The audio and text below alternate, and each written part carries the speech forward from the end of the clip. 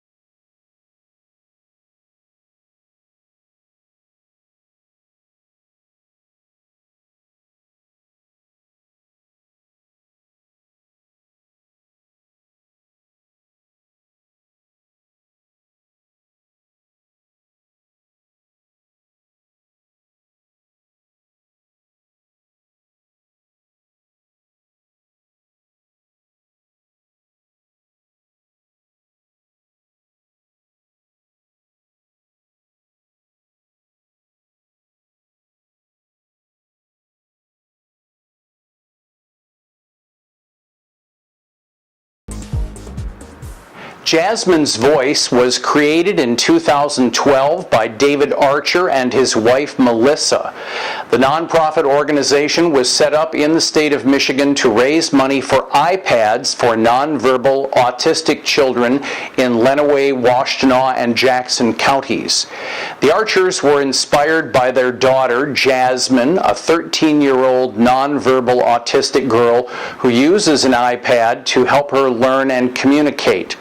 The organization provides autistic children and their families with the electronic device that opened up the world for their own daughter. Individuals with autistic spectrum disorder are capable people who periodically lack the tools to translate their intelligence. Once the iPad emerged on the market, with its widescreen and bright display, the task of selecting words, figures, and other graphics became easier for Jasmine and others with autism. The Archers stated that the iPad has opened doors and given their daughter a voice, and they would like to do the same for others. Nationally, in 2012, the U.S. Centers for Disease Control and Prevention identified 1 in 88 children to have autism spectrum disorder. Autistic children or adults who are unable to communicate effectively are eligible to apply for an iPad through Jasmine's Voice. The organization's board of directors selects iPad recipients, and priority is given to families with more than one nonverbal child with ASD. Other families, as well as special education instructors who work with students on the autism spectrum, can also apply. Though the Archers do not have an exact tally of those they've supported, they estimate their iPad gifts have reached more than 30 individuals.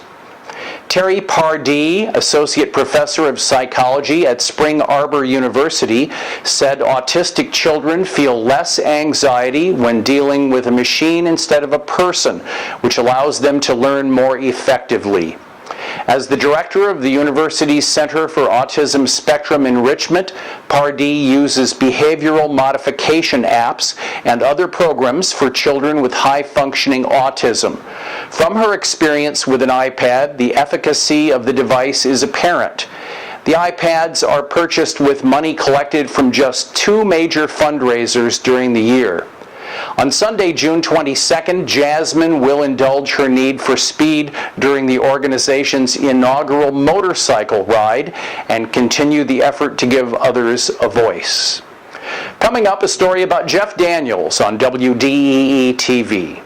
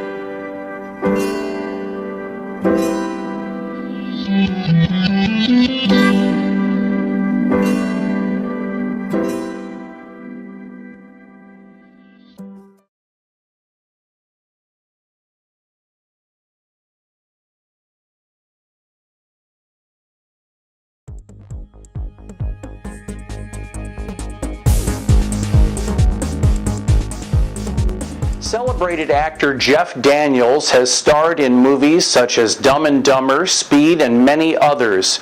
His mother, Marge Daniels, is closing her longtime antique store in downtown Chelsea after 25 years of business. The antique store is being liquidated through an auction set for 10 a.m. May 28th at the Old Ace Hardware store next to the Chelsea Clock Tower Annex on Main Street. A preview of the items for sale will begin at 9 a.m. Marge Daniels opened her store in November 1989 after her family encouraged her to become a business owner. The Daniels family has been a large part of the community in Chelsea for many decades. Jeff helps with the Chelsea Center for the Arts and opened the Purple Rose Theater. For more information on the auction, visit brownandhelmer.com. All the details you need will be there.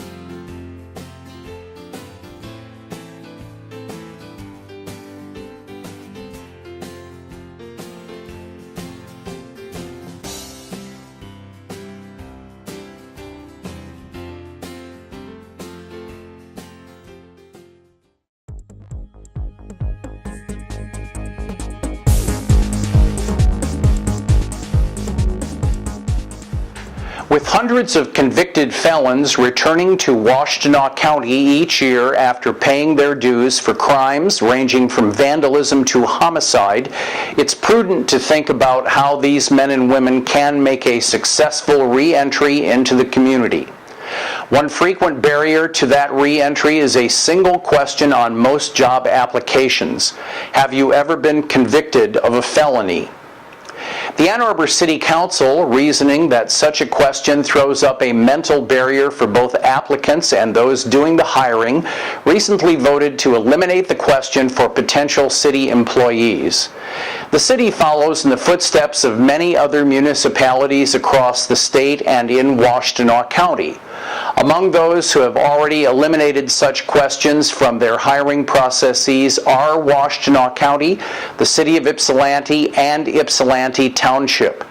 Superior Township is in the process of adopting a similar policy, and Pittsfield Township also is considering one. Across the nation, many other communities have done so as well. Council member Jack Eaton stated that he believes that it's not realistic to think that former prisoners can stay out of trouble with no means to support themselves. Job screeners will still do background checks when appropriate, and the city needs to be vigilant in making that happen. Coming up, we have some music news and sports on WDEE TV.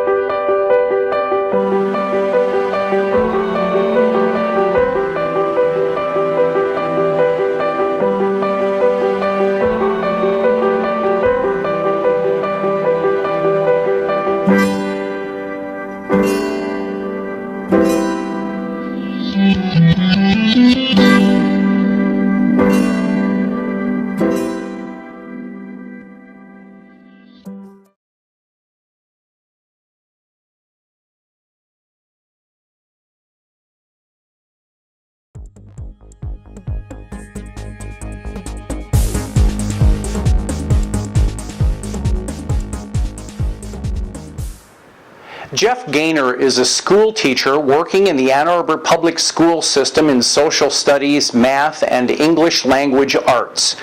He's been headquartered at Clegg Middle School for 16 of his 36-year teaching career and is also known as a jazz fan who has worked with meetup and nonprofit groups. Last year, he took a 5-week trip to South Africa, funded by a grant from the National Endowment for Humanities.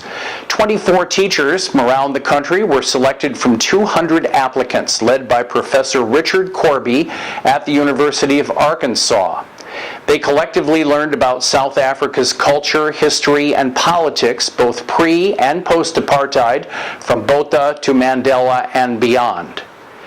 Gaynor commented on the trip in an email interview. He said, quote, "I found the experience profound and disturbing, understanding more deeply and personally the tragedy of race-based discrimination over centuries of time in South Africa, all the while seeing clear connections to our own country's history." Gaynor will speak on his observations tomorrow evening at 7 p.m. at the downtown main branch of the Ann Arbor Public Library, 343 South 5th Avenue, in their lower-level multi-purpose room. The talk is free of admission charge. The local PBS television station, WTVS Channel 56, will air a feature on the Common Grill in Chelsea during their show Under the Radar. The initial airing is this evening at 7:30 p.m., but if you miss it, the program will be rebroadcast Saturday morning at 10:30 a.m. In Detroit on Saturday, late afternoon and early evening, it's a presentation of poetry and art in remembrance of Gary Grimshaw, the legendary psychedelic pop, rock, jazz, blues poster artist who passed away earlier this year. The event is titled Poetry and Pals from 4 to 9 p.m. at the Paper Song Pop-Up Shop in the Bankley Building, 2944 Woodward Avenue in Detroit. Grimshaw's artwork will be on display and for sale, along with the photography of Lenny Sinclair. Works by Carl Lundgren and several poets will recite in tribute to the artists. In WDEE TV sports, last week the Detroit Pistons got their man, hiring Stan Van Gundy as head coach and president of basketball operations. But last night they were the biggest loser in the NBA draft lottery as the Cleveland Cavaliers secured the #1 overall pick for the third of the last 4 years. Unless they can trade up, the Pistons will draft no higher than the 38th selection, which is the 8th pick of the second round. Local pitchers who have made it to the big leagues are winning games and helping their teams. Ex-University of Michigan standout Zach Putnam won his second game out of the bullpen for the Chicago White Sox Monday in Kansas City versus the Royals. Former Eastern Michigan University star Matt Shoemaker won again for the Los Angeles Angels last weekend, this time facing and beating the Tampa Bay Rays and former Cy Young winner David Price. Shoemaker is likely to start this weekend in Kansas City against the Royals. And that's WDEE TV News for this Wednesday, May 21st, 2014. My name is Michael G. Nastos reporting. So long, everybody.